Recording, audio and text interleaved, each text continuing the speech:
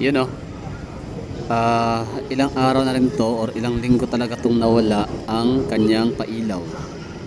Pero this time nagbalik siya, no? January 12, galing. Nakakatuwa.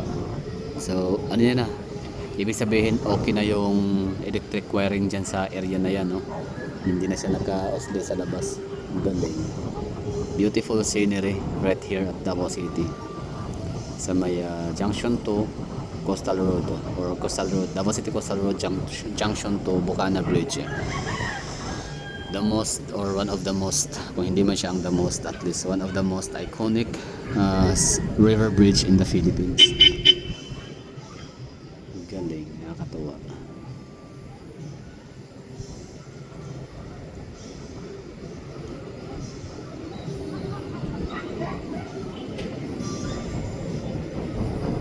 Tapos parang ano siya lang, parang moving.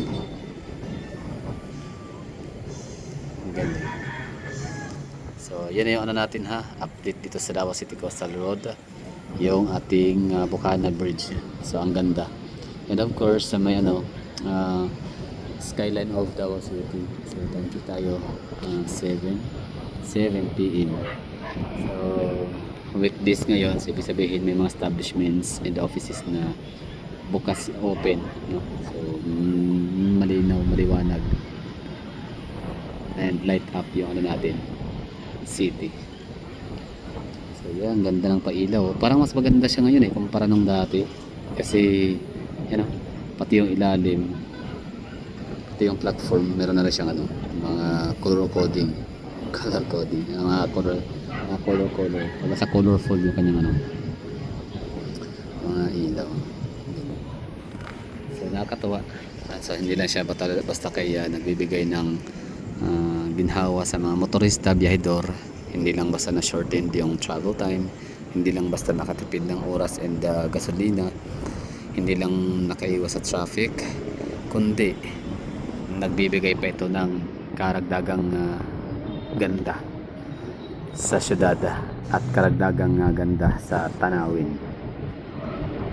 So dagdag to sa attraction to sa Davao City, dagdag landmarks, iconic landmarks sa Davao City. So pag sinabing iconic landmarks, so we're referring to mga shopping malls, mga malalaking mga shopping malls, tapos mga hotels, mga matataas na establishments.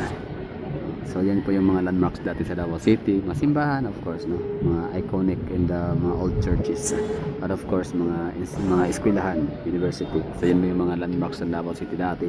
But this time nadadagdagan tayo ng mga coastal. Meron tayo sa nakabanda sa Davao City, dun sa may Coastal Road junction to, malapit sa may Rojas segment.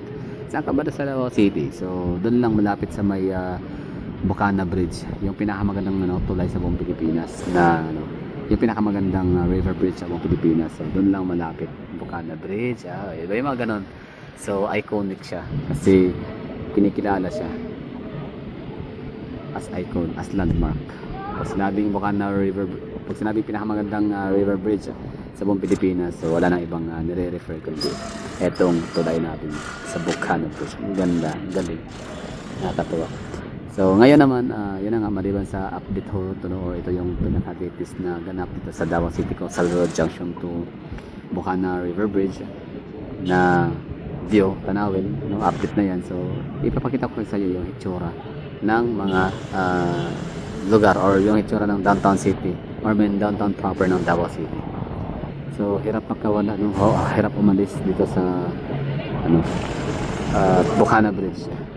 Ang ganda kasi talaga yun, pero kaya natin iikot yung camera. So hindi na kasi yan ang maganda dito sa Davao City. Maging ito rin, magiging iconic rin to, Davao City River Esplanade, kasi meron siyang mga pailaw, para siyang party na rin, pero hindi pa nga siya ganun ka-develop, hindi pa tumubo yung mga pananim, mga bulaklak, mga plants. That's Davao River, that's River Esplanade, Davao River Esplanade. Ang galing na lang kasi siya, ang purpose naman talaga ito, pinaka-main course ho talaga, pinaka-main sadya sa lugar na yan, yung mga bloke na yan or yung dike, dike pala. So yung dike na yan, ang purpose ho, pinaka-intention ho niyan, pinaka-target is para makontrol yung flood. So that's what we called, that's why we're calling it as Davao Davao River or Davao Flood Control Project, pero hindi na siya flood control project kundi pang beautification na rin siya sa syudad ng Davao City. So ito naman yung Phil Trolley na sabi ng kakilala ko, napadaan siya dito para daw barko. Ano yan, parang barko, parang cruise liner, cruise ship, ganyan. So dyan naman parang barko nga siya, lalo kapag andito ka sa may coastal, napapadaan, tapos makikita mo yan. So akalain mo talagang cruise ship. Ang galing. So mas lumapit pa tayo. Field Crescent Rally. Ano yan Optom and VXI call center. Galing. Tapos ikot natin yung camera dito sa may city proper. Ito Filinvest. Ano yan, pangalan sa Futura, The Futura by Filinvest, tama ba? Tapos ito sa Siem Reap to Avida Tower. Ito Autopic Lane, ito Autopic Lane. Tapos yun, Avida. Tapos ito naman yung Marco Polo and Vivaldi Residences.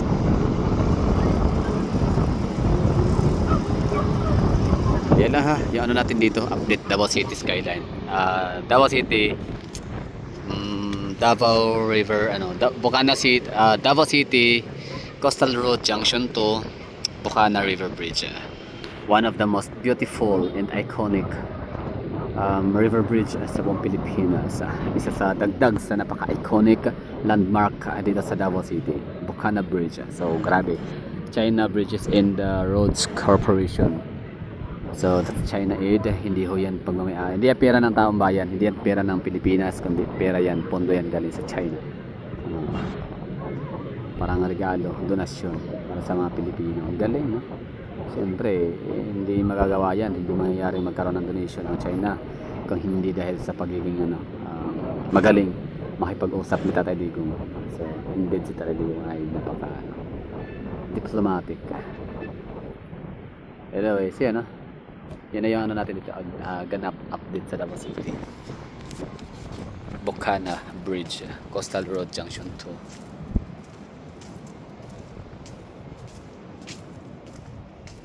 So very light up yung syudad. That means or it indicates or indicating the progressive and thriving city, prosperous city.